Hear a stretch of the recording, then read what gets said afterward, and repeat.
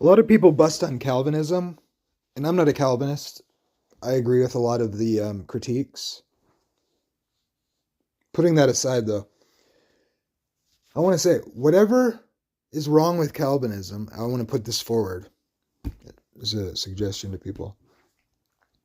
If you deny Calvinism and you teach that God is going to torture people alive forever and keep a group of people alive in misery of any kind, even if you sugarcoat your new version of Eternal Conscious Torment, which you believe because you have to, because you take those texts literally, but then you go and say, oh, well, it's not literal fire forever. Well, then they're not literal, so what are you doing?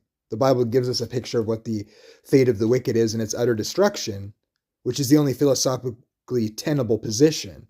So you can hate Calvinism and blame everything on Calvinists, and I don't like the stuff their distinctive differences either. I agree with you on that. But if then you got no energy to deal with the false teaching scripturally of eternal conscious torment, oh, that's fine. As long as you reject Calvinism, I think you got your priorities crossed.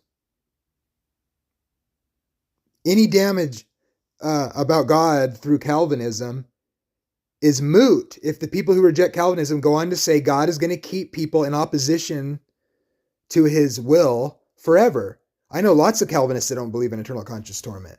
Eternal conscious torment, telling people that God's going to keep people alive, might as well be true. If you hate Calvinism, but then you have no energy to fight eternal conscious torment, nobody in mind in general here, but it's just like, you just hate Calvinism. You don't care about the truth. You just hate Calvinism. And that's fine. But what are we really fighting for here? I say we're fighting for the character of God. And if you reject Calvinism, I could care less if you reject Calvinism, if you go on to tell people God's going to torture people forever and never fulfill his promises to end suffering and death and not fully restore his creation, like the Bible says. And that he's going to have forever opposition, like some sort of Zoroastrian religion, where you have God and an opposing force eternally waging battle. Oh no, but God's sovereign over it. Oh, God's sovereign over the eternal conscious torment. Is that better than God fighting evil? No, it's worse, because now you're doing what? You're putting evil into the nature of God in his eternal attribute. Calvinists don't do that. Do you?